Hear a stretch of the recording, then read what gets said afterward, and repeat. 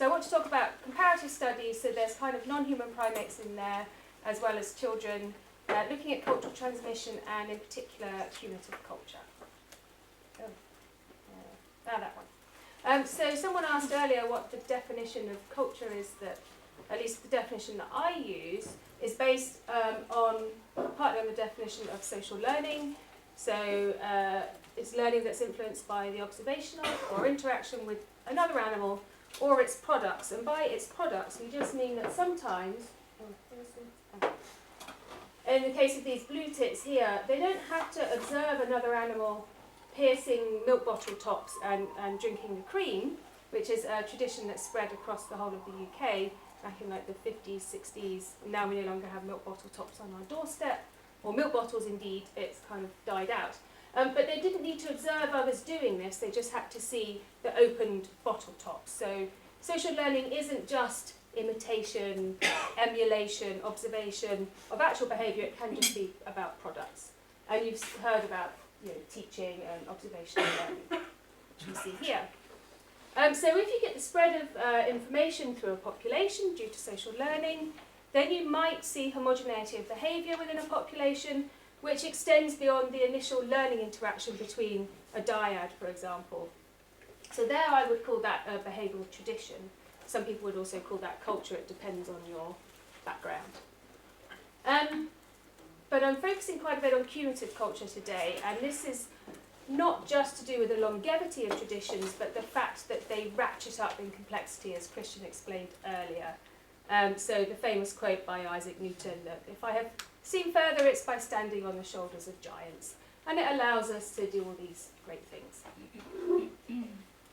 So cumulative culture requires high fidelity copying. Some people might say imitation, but that's kind of controversial these days. But it also requires us to be able to take on board innovations or modifications to existing behavioural traits.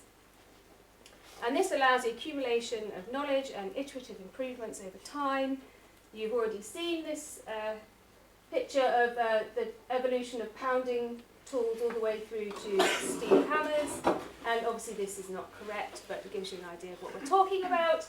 This guy here might be able to use an iPad, but there's no way in his own lifetime he could invent an iPad. And that's one of the hallmarks of cumulative culture. It's apparently a species-unique ability, and I just want to talk about a study that my first PhD student, Lewis Dean, did with myself and Kevin Leyland as his supervisors. And we designed artificial fruit problem-solving task, which you've already seen lots of. And there are 3 stages to this task, and each stage increases in difficulty, but at each stage the reward you gain is of higher quality. So it's kind of simulating cumulative culture, cumulative problem solving in one box. So here we compared capuchins, chimpanzees and children. And so here you can see at stage 1, a capuchin is like pulling a door open, sliding it, and they can get like a pretty boring reward, a piece of carrot, or if you're a child, a pretty dull sticker. And then, well, no sticker is dull for a child, but we tried to give them a dull one. So these kids were like aged 3 to 4, I think, 3 to 4.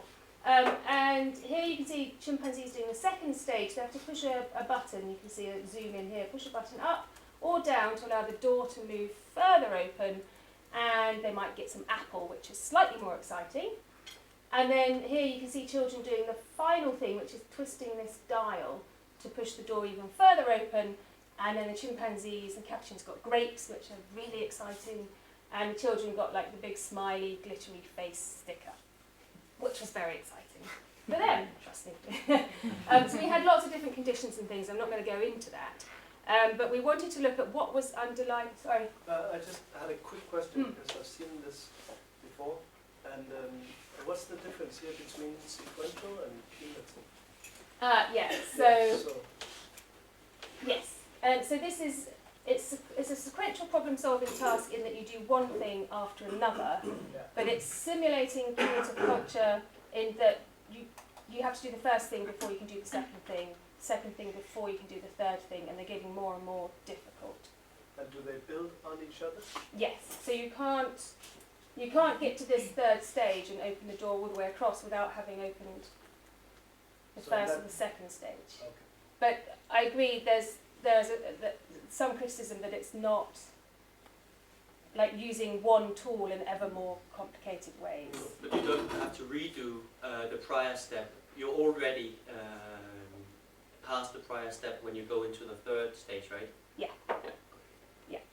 And we gave this task in an open diffusion context, which I forgot to say. So we have no trained models, we just give them the task in these small groups and see what happens. So we're looking to see if there are any species differences.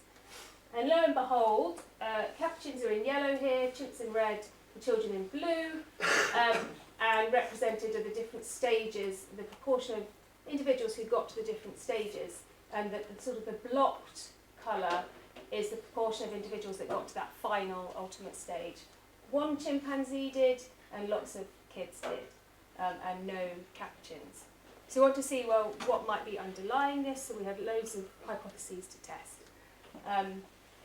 And what stood out was the fact that chimpanzees who are, children who are again in blue, they did more teaching. That's not surprising, we don't really expect to see much teaching in non-humans. Much more communication, so when there was verbal communication, children reached higher stages than when there was no verbal communication. We looked at recruitment to food calls in the non-humans with the communication aspect, and at baseline, the number of individuals approaching the task was no lower than individuals approaching the task after a food call. So it didn't seem to be that food calls were performing some kind of scaffolding effect, allowing individuals to learn this task. Matching, this is our version of imitation. So in children, we see much more matching than non-matching. So if an individual interacts with the task in a certain way, and then within 2 minutes another individual starts interacting, do they match what they've observed previously? And we don't see very much matching in the non-human species. Prosociality, here we're looking at spontaneous donation of rewards that individuals have retrieved from the box. With the kids, we would often see like a child who finished and got to stage 3, got the most amazing sticker, would spontaneously offer that to a child who hadn't yet got to that stage. And you can think of that as a kind of scaffolding, maintaining attention, maintaining motivation type enhancement of that individual's then ability to learn. And if anything, in the non-humans, say mothers would steal food from their infants or their juveniles rather than mothers providing food and rewards to their juveniles. So we seem to find like this socio-cognitive package of imitation, teaching and prosociality that may underlie this ability, at least in our task, for cumulative problem solving. But any of these hypotheses are only fully supported if not just between species they predict performance, but also whether they predict performance within species. So just to confirm, if we look at children, here we have the stage reached, not achieving anything, all the way down to stage 3, and the number of individuals who reached that stage and the number of groups they were in, and then the number of children that reached a particular stage without any form of social support, so without imitation or teaching or prosociality. And you can see that no children reach stage 3 without at least one of those facilitating capabilities or factors. And actually, I think it was 85% of the children that reached stage 3 required at least 2 of these facilitating factors. So this is kind of consistent with things that Mike Tomasello's been saying, that human social learners focus to a much greater degree than other non-human primates on the actual actions performed by others. So here he's talking about imitation. That uniquely human forms of cooperation, teaching and norms of conformity contribute to the cultural ratchet, so contribute to cumulative culture. So I don't really want to talk about all these other factors that could contribute to cumulative culture anymore, but to focus on, not actually on conformity, but on transmission biases, and conformity is a transmission bias, but I'm not actually going to look at conformity today because that's a whole quagmire. So I want to look at the potential implications for transmission biases. So who do you copy? When do you copy? for establishing both behavioural traditions and also for enabling cumulative culture. So what are transmission biases? It used to be thought that it was always beneficial to socially learn, and you should socially learn whenever you had the opportunity. But actually there's costs and benefits to learning for yourself and socially learning, so we need to be selective and flexible in our learning strategies. I don't really know if I need to go into all of this, but there are costs and benefits, so personal information or asocial information. If you think about foraging, this is prior knowledge or you're sampling knowledge of the environment. You might waste time and energy, you might expose yourself to predators or eating toxic foods in collecting personal information, but it's going to be trustworthy. You can rely on it because you've collected it. In contrast, social information, that's the observation of conspecifics. You can pick up outdated or unreliable information by observing conspecifics. And when you're doing that, you're losing sampling times. There's an opportunity cost. If you're observing someone else, you're not foraging. So that's a cost, but the benefit is that it really allows you to learn efficiently and very rapidly. So you need to balance those two sort of costs and benefits.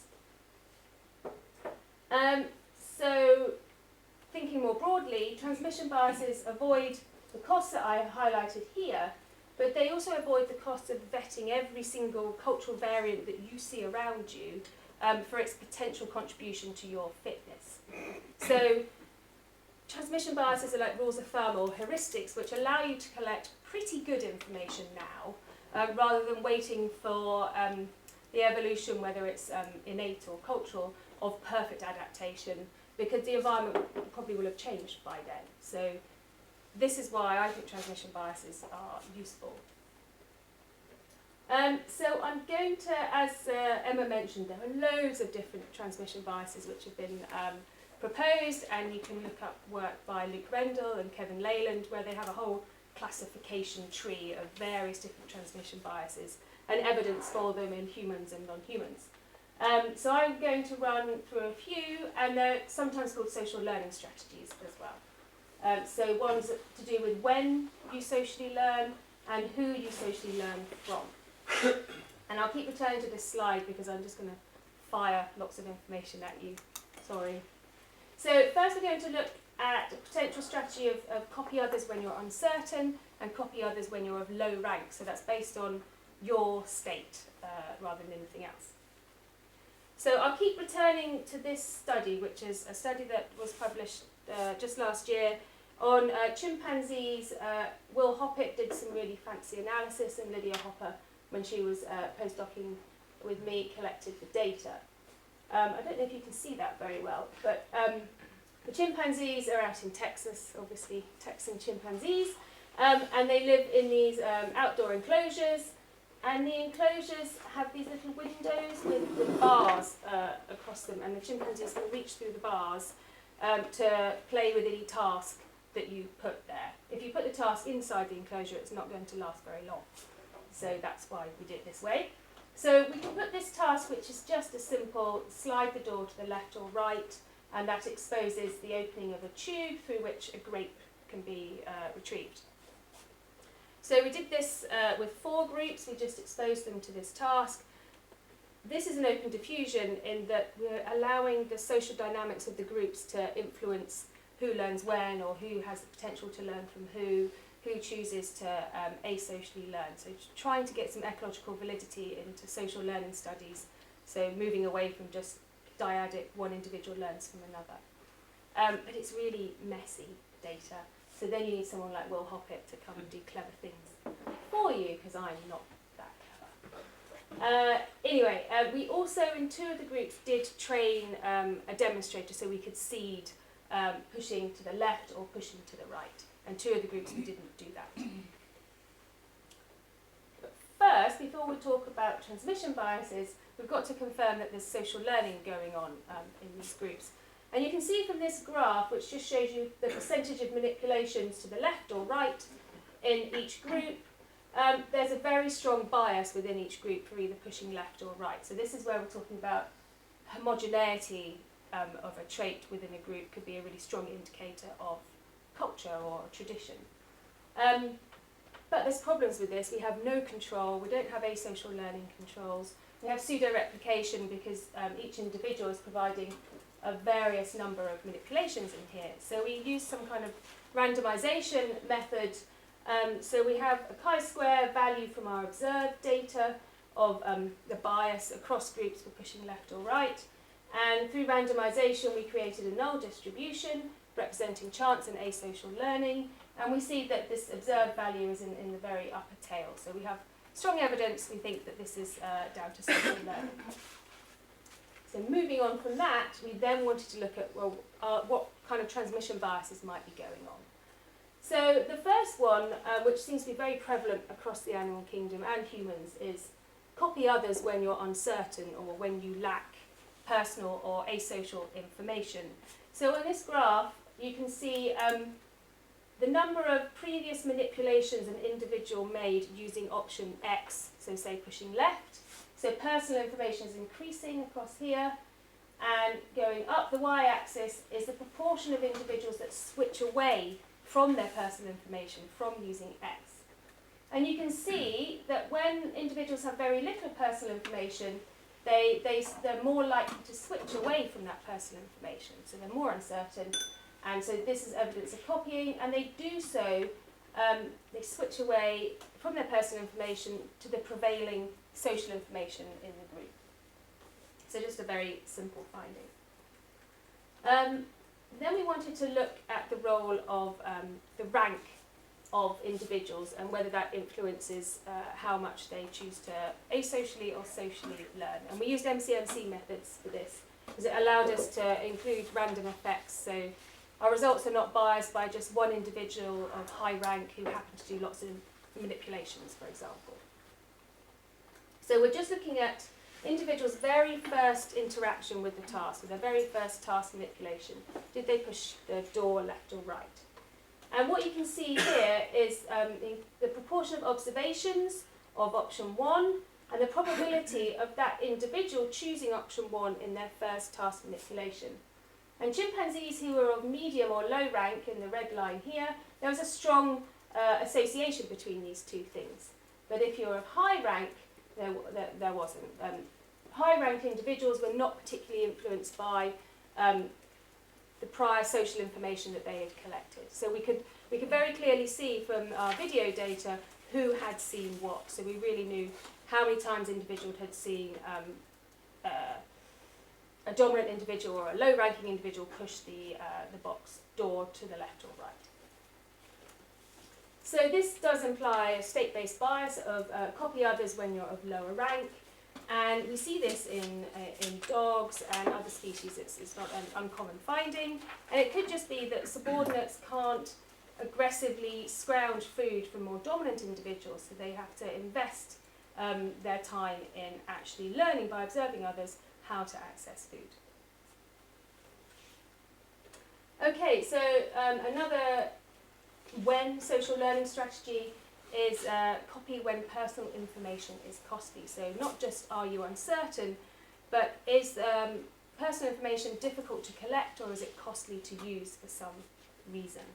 There are lots of examples of this in the animal kingdom. I found loads of examples back in 2005 when I did a review of this. Since then, there have been some nice studies with ants that also seem to imply that if you have personal information, it's perfectly adequate and it's not costly to use. If you're non-human, you will stick with that information and you won't bother to collect social information. And there are all sorts of studies in sticklebacks and starlings. I did some in calotrichid monkeys and chimps and guppies that imply this. But we don't really know, until recently, what the story is with humans, trying to do exactly the same studies as been done with non-humans, with humans. So this is early days of me and Emma teaming up to have a look at this question. And our PhD student Lara Wood carried out this study. She looked at 5-year-old children and posed them this puzzle box where basically, do you all know Kinder eggs? Yeah, so this is the inside of the Kinder egg and we can put a sticker in it. And then we can stick it in this task. And the problem is to get the Kinder egg out so you can get the sticker. And there are two ways of doing this. So you can sweep this handle forward, which pushes the Kinder Egg down a hole so it rests behind this door. Or you can pull a drawer outwards, which creates a hole and the Kinder Egg falls down. And then you can open the door by lifting or sliding, the same as the task that you saw Emma talk about. And Lara used a glove puppet. So the children obviously saw Lara, but they saw the glove puppet doing these manipulations. So trying to rule out a model-based bias. So trying to rule out any tendency to copy Lara because she's an adult. So trying to use a less sort of powerful model. And this was quite a big study. We like to design big studies of collecting huge amounts of data. And so there were 8 conditions. So basically, individuals can collect personal information, we give them the task, or they can observe someone interacting with the task, so they have social information, and then they get to interact with the task themselves. So what do they do? Then we provide them with further social information. And the key thing is whether it agrees with their prior information or whether it opposes their prior information. Sorry, personal information, what was that? Oh, sorry, that's asocial information. So you've interacted with the task yourself and you've learnt, say, to use the sweep part of the task. So it's like a no model condition, you just presented with the task. Yeah. And then, so you've learnt at the beginning to use, say, the sweep, whether you've learnt it for yourself or you've had a demonstration. And then you're given social information, either you see someone else using the sweep, or you see someone else using the drawer, or you receive no further information. And then you interact with the task again. So the key thing is, do children who already have adequate personal or social information from this stage use opposing social information? Do they bother to use that social information that they've already got perfectly adequate information? And I said to Emma, no, they wouldn't. All the studies I've done with non-humans, that they won't do that. And Emma said, oh yeah, they will. So I was wrong. They did use this social information. So these conditions in grey here are where individuals have prior personal or social information, then they receive either no further information or information that agrees with their prior information. Very few of them tend to go on to use the alternative method. So they're not, without social information, they're not just exploring and discovering sweep when they have prior information about a drawer, for example. In these conditions here, individuals have personal or social information, then opposing social information, and lots of them go on to use that alternative method that they've seen. And it's not just that they abandoned their prior method. Lots of them in this condition went on to use both methods, so they got lots of opportunities to interact with the task. So they didn't just, oh, I learnt sweep, then I saw someone use draw, so now I'm going to use draw. They alternated, that's the word, alternated between the two. So they're acquiring both into their repertoire, which, as I've explained, contrasts with what we knew about non-humans. And it may seem inefficient to do that, but actually this would be valuable in a very tool-abundant culture. You can generalise these different methods that you've learned and perhaps use them on another task. Someone was talking about that earlier.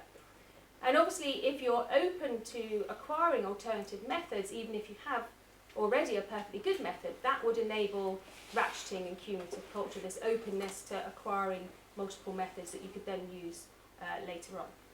Well, all students are listening carefully here. Why? Okay. So I now wanted to move on to social learning strategies to do with who you learn from, but I know I'm throwing lots of studies at you, so if you have questions about the previous ones, this might be a good opportunity. Wow, it's completely clear. No. It's really nice finding that. I wonder to what extent is there any sense of demand characteristics? So where you say you use this strategy, here's this strategy, where it's almost there's a sense in which it's almost saying to the person, you should try this out? Yeah, so we there's always a sense of that with an experimental study like the child's, oh, why am I here? Oh, they're showing me something. Even if we don't say anything, we don't give any explicit cues, but there must be a sense of doing this for a reason.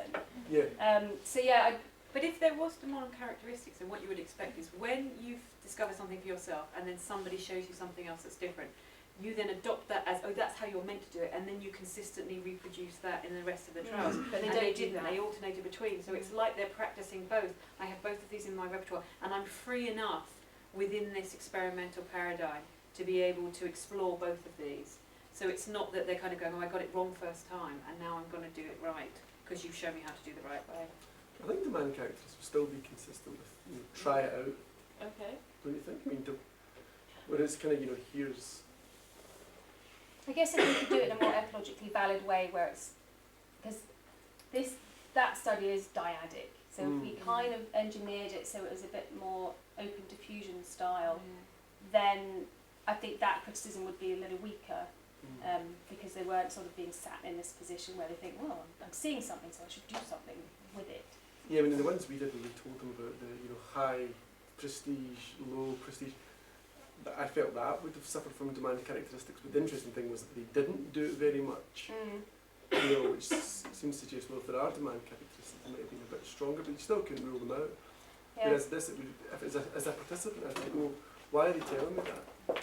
Yeah. What I would infer, you would want me to do something But with then that why would you information. switch back to the next one? Why would you switch back to your own old method if it is demand characteristics that you think this person wants me to do this? Well, I don't know what the demand characters are kind of vague, what they want you to do.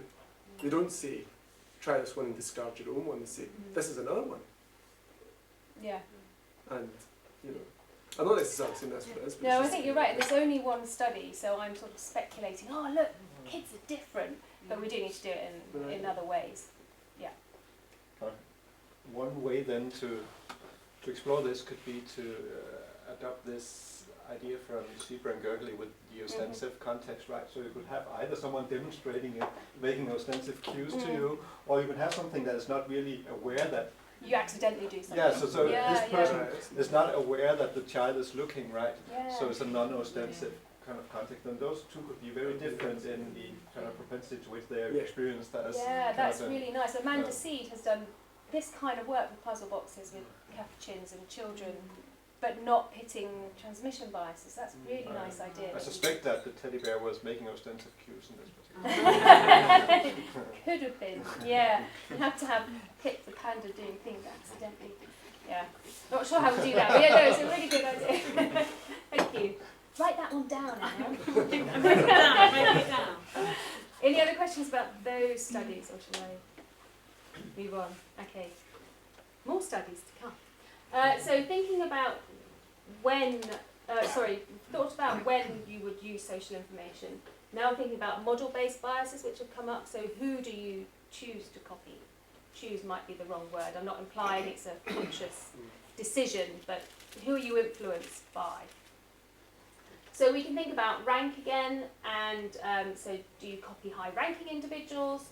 Do you copy those with a reputation for being skillful in a similar domain? Lara Wood, our PhD student, has done a nice review of the developmental literature with regard to model-based biases, if you're into that kind of stuff. Okay, so I'm bringing you back to the chimpanzee study. So we looked for a whole variety of transmission biases. So again, we're just looking at whether chimpanzees push this door to the left or right. And we used MCMC methods again to look at the probability that individuals observed demonstrators or models who were using the task who were of higher rank than them, the same rank as them, or lower rank than them. So, and we could split the data because we knew exactly who's seen what when.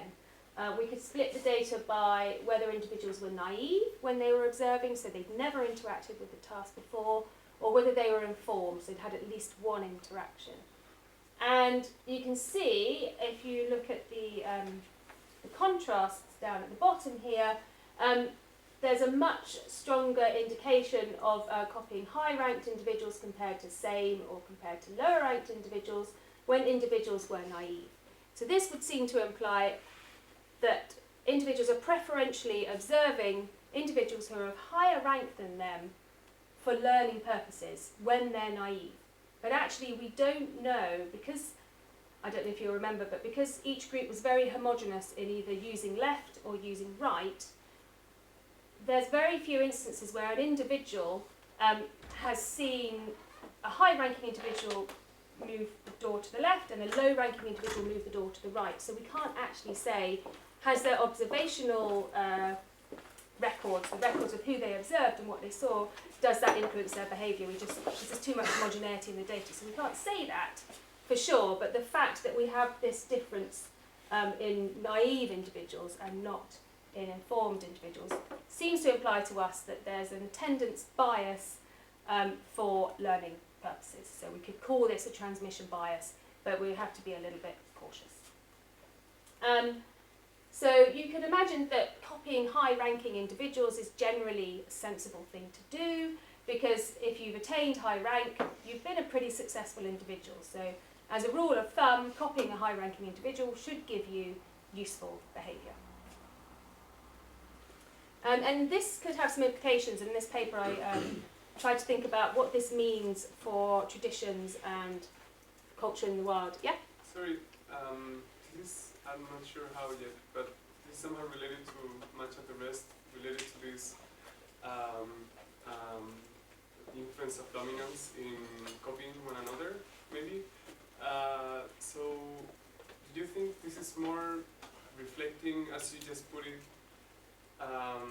the inference maybe that a highly successful individual has a high rank because of being successful, or that somehow they're perpetuating their high rank by making others, or by ensuring that others follow their same methods? In the second case, Yeah. I would say that when individuals copy a high-rank individual, what they're doing is arbitrarily or artificially perpetuating the method by conceding high rank to the individual by copying their actions. So you think the fact that this individual is being copied is enhancing its rank? In humans, I would be sure that that's the case. Yes, yeah. I'm not sure you would use that argument in chimps, because that's all, your argument there is almost getting towards prestige. Yeah. And I would never go But near this that. This is also Talking with chimps. the thing with high-ranking individuals in non-human primates being looked at a lot more than others. Yes, And so somehow instantiates the hierarchy, but it also reflects the hierarchy. I mean, it's both Yeah. at the same time, so it's kind of hard to disentangle. I'm not. yeah, so one of my key things, have you heard of directed social learning by Kusikabel and Fragazi? So they talked about the social dynamics in a group can influence what you learn and who you learn from. But that's just because, you pay attention to dominant individuals so you don't get beaten up. And what I wanted to distinguish was paying attention to dominant individuals for learning purposes, which is why I placed so much emphasis on whether individuals were naive. So I'm hoping that I've disentangled those two things, but in a lot of the literature it's not disentangled, and people aren't cautious about that. Is that what you were getting at? Well, Maybe. not exactly, but it also helps a bit.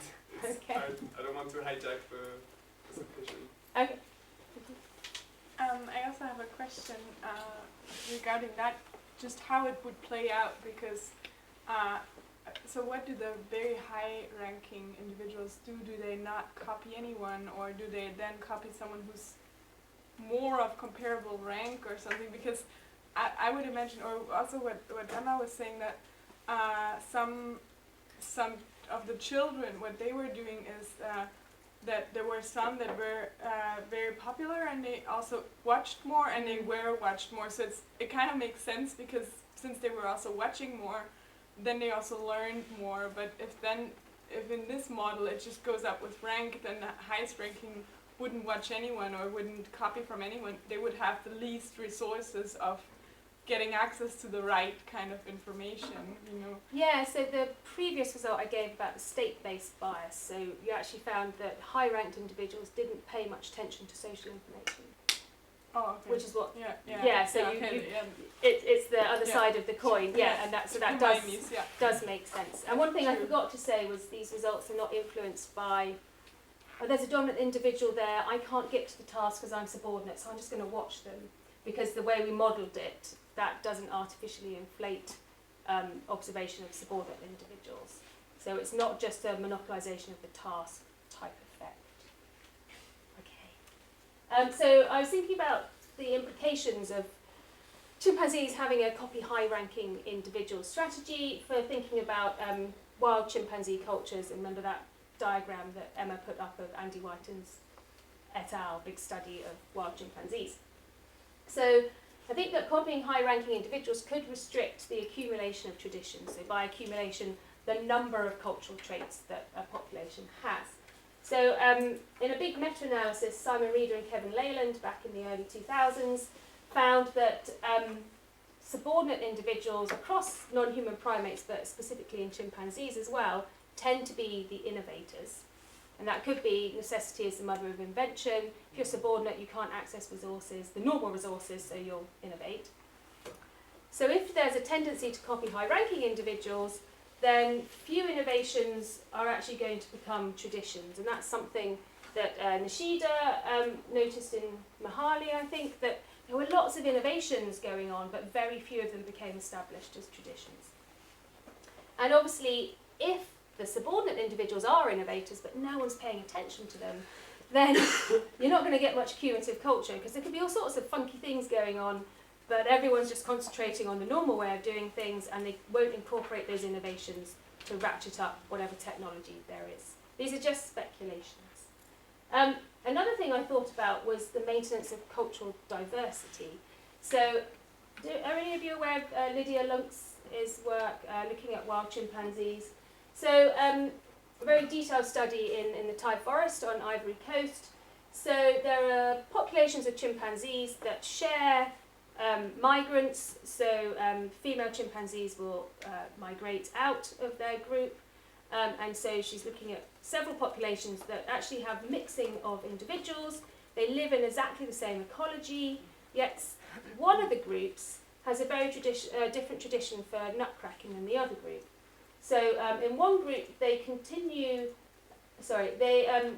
you can use a wooden hammer to crack a nut. The nut's down here. You can't see this, or you can use a big stone to crack the nut. You have to use stones when the nuts are first available, because a wooden hammer won't work.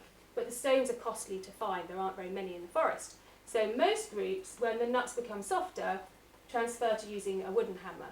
But one group doesn't do this, and they continue to use stones. So this is thought to be, it's a behavioural tradition. Even though they share these migrants who know to move to using wooden hammers, they don't do that. And why is that? So several transmission biases have been suggested.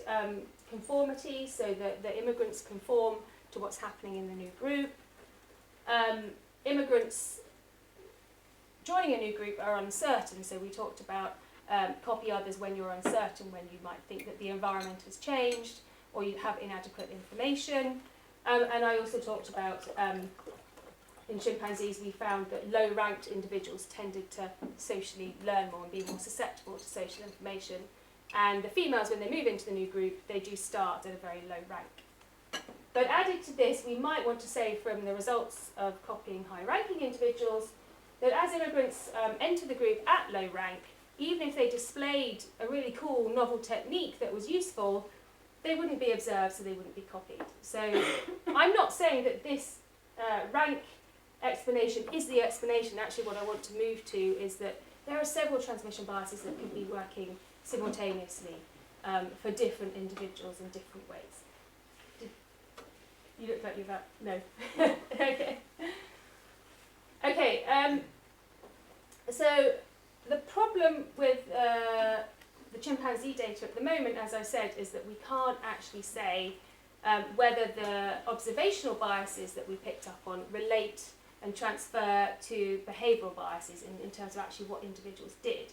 So with Lara, our PhD student, we wanted to try a stronger study design where we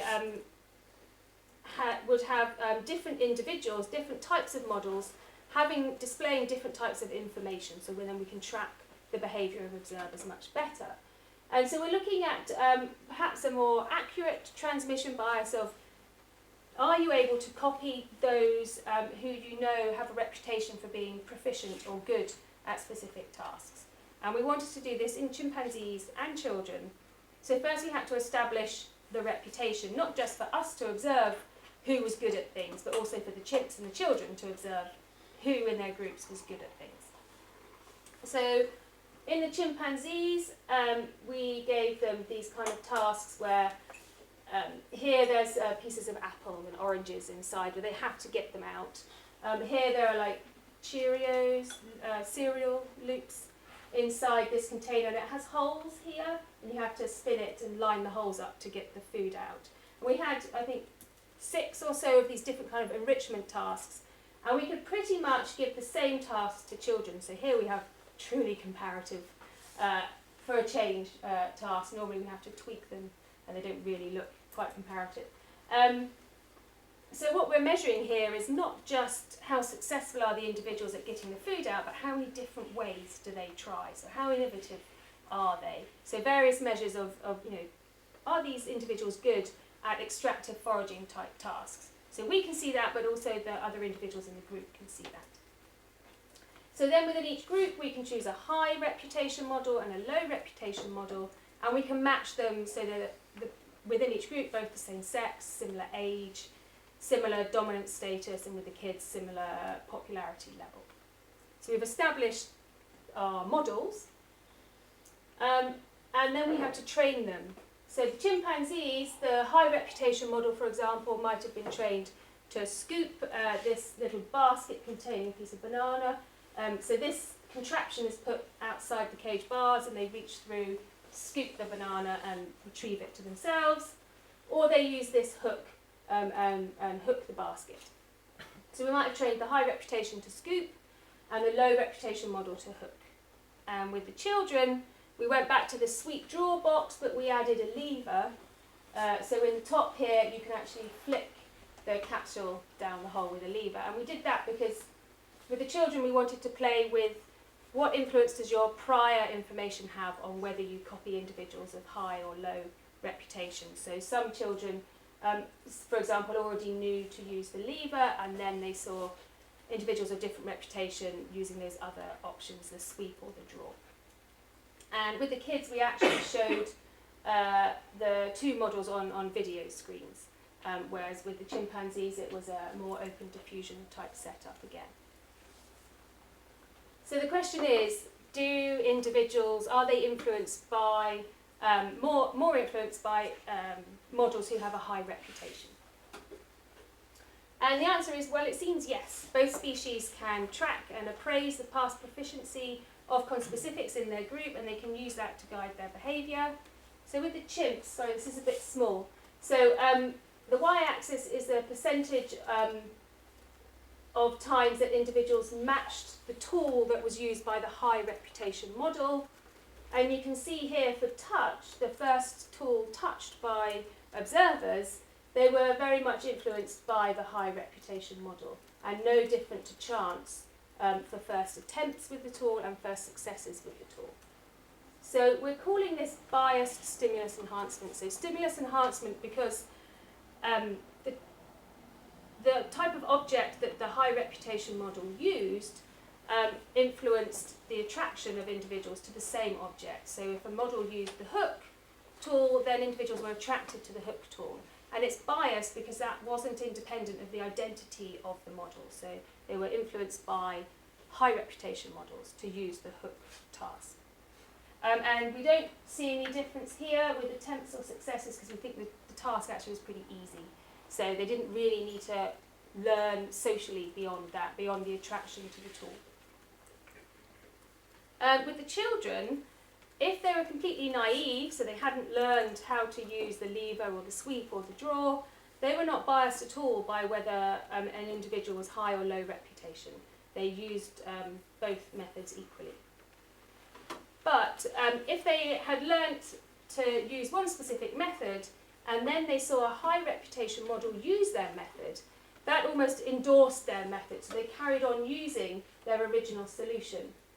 If the low reputation model used their method, then they were actually much more likely to innovate the third solution. It's like, well, my method's bad. You know, this enabled them to assess their method. So you can see here some kind of use of reputation in learning in both chimps and children. So this would allow transmission of very useful information potentially. You're using reputation to establish who you should copy from. And obviously it would enable cumulative culture because you're allowing retention of useful information in the population. But this example here with the children, when they established that their current method was perhaps not very good, they were driven to innovate. And those two things you require for cumulative culture. Have I gone on too long? No, you're good. Okay. So I then have a study where we looked at age and knowledge. Sorry. Sorry, this may, yeah, actually I think it's a bit important. I'm not sure what you mean by reputation. Maybe this has a slightly different meaning in English, but is it, reputation for me is when other people, I mean, what you're describing for me seems more like perceived proficiency, maybe. Yes. Okay. Yes. So you're talking about this. So this is what you mean by reputation. Yeah, so there's prior information about these individuals' proficiency with similar tasks. But directly observable, right? Yes, so Okay. we could see it, but also the chimps within the group or the children within the group could see that. Because they were exposed to all these, all of these tasks, lots of these types of tasks beforehand. So the chimpanzees and the children could see from themselves in their group or their Okay. class who was good at these things. So that was like their prior information, so established a reputation for those individuals. Does that make more sense? Yeah. Okay, sorry, I have too many animations in here. Right, okay, so now let's look at whether you copy older individuals or more knowledgeable individuals. This is again going back to the chimpanzee study that I told you about. And if you remember, we actually trained 2 individuals in each group to either push to the left or push to the right. And although there are only 2 individuals, there seems to be an even stronger effect for copying demonstrators than there was for copying high-ranked individuals. But it's a fairly tentative result because we only had 2 individuals. And this kind of screws up my theory that low-ranked immigrants are not copied, because if they're displaying something useful here, then perhaps they would be copied, but maybe we can talk about that later. And then I just wanted to tell you about some work that I've done in the wild, so trying to make this work even more ecologically valid, looking at wild capuchins, to do with a more direct or content bias. It might not actually be correct to call it a model-based bias, but where you're making a judgment about the payoff of the actual behaviour you're observing and whether you copy it or not.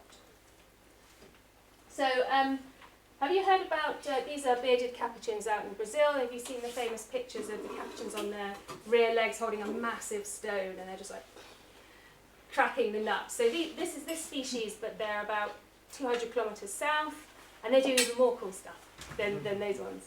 So they use lots of different tools. They do probing, and they use stones to dig for tubers and things. So what we wanted to do, this is with Camila Coelho, who's just got her PhD doing this work, and Edu Otoni, both out in Brazil. We wanted to pose these kind of extractive foraging tasks to wild groups of capuchins. So here it's a box where you can lift this flap or pull this green knob outwards, and the food comes out in this tray here. And we can look to say, okay, this individual's lifting this flap, and this individual here, and here, and here. They're within 5 metres and their face is oriented towards the task, so we say that they've observed that manipulation by that individual.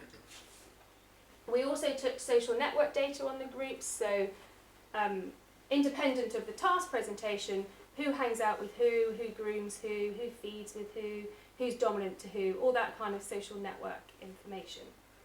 And so the idea is, does the the sequence of events, the sequence of individuals learning to interact with this task, is it related to the social network in any way? So this is called network-based diffusion analysis. It's been used quite a bit recently. There's a big science paper using it with culture in Wales, for example. So what we found, if you look at a network of who observes who during the actual task interaction, then that's highly related to the who observes who is related to who appears to learn from who during interaction with the task, which would imply social learning. But what we found was actually who observes who within 5 meters of the task rather than at a greater distance was even more predictive of, so there are 2 different models that you compare, one with asocial and social learning and one with just asocial learning.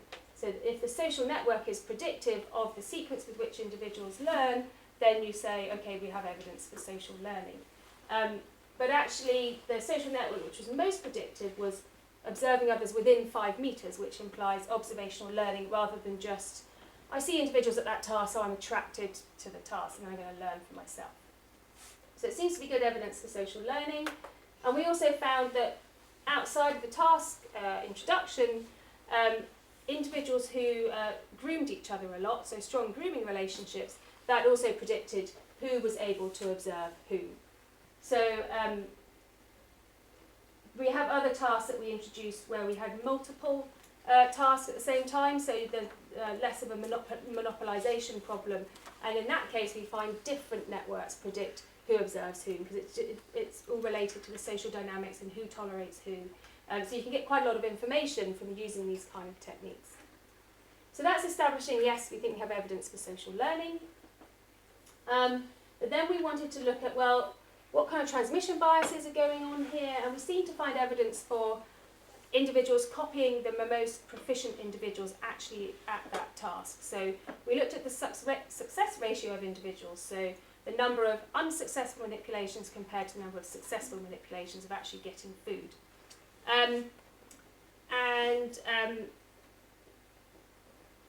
Yeah, so the success ratio of individuals predicted the frequency with which they were observed within that 5 meter radius, manipulating the task by naive individuals. And this did seem to interact a bit with sex, so there was a bias for observing successful males. So these networks, we had, sorry I forgot to say, there are 2 wild groups that we looked at, one very much bigger than the other. And these are in degree social networks of who observed who, and they're normalized for the number of manipulations that individuals did. So this guy is a really big square, so he was observed a lot, but it's not just because he did a lot of manipulations.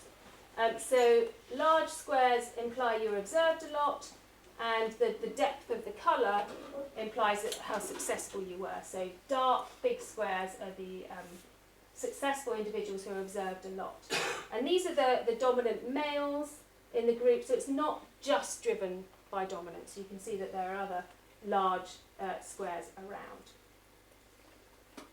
So if indeed this is a copy of the most proficient individuals, then that's the most accurate bias that there is, really. So this is going to be really good at retaining skills in the population and allowing traditions to establish. So I want to just briefly talk about something that I alluded to earlier about different transmission biases might actually be important during different phases of transmission. And Michael Huffman, who talked about playing with stones in Japanese macaque, all these different traditions, has established different phases that he talks about. So in the transmission phase, so something's initially discovered, you might think that actually a direct content bias, a bias for the skill and the proficiency displayed, is going to be most important. And then in the tradition phase, when a behaviour is established, there's less variation between individuals regarding skill, so you can use a more sort of rule of thumb, heuristic of just copy the dominants or copy older individuals because they are likely to be good at this skill. And this is just what Camilla Coelho found during her masters. So over a sort of 10-15 year period of Capuchin's nut cracking, you probably can't see this, these are in 1997 to 1999. Most individuals who were nut cracking were between 2 and 5 years old. 10 years later, those individuals have grown up and are adults, and actually what she found was that in 97, individuals observed according to the skill displayed by other individuals. So it didn't matter what age they were juveniles, but it was to do with proficiency. 10 years later, everyone just observed adults. It didn't matter whether they were proficient or not. That was the key transmission bias. I think I probably chatted for enough time, so I might just leave this up here. And basically, this is just a summary of the findings, but just to highlight that probably the best transmission bias to investigate with regard to cumulative culture is copy if better. So copy another individual if the payoff of their behaviour is better than the payoff of your behaviour. And we have done some really lovely work by Jill Vale, another one of mine and Emma's students. We're just trying to, it's been years now, collect the final bit of data to publish that, but we do have some evidence that both chimpanzees and children can use that kind of bias. And I think I'll leave it there. Thank you.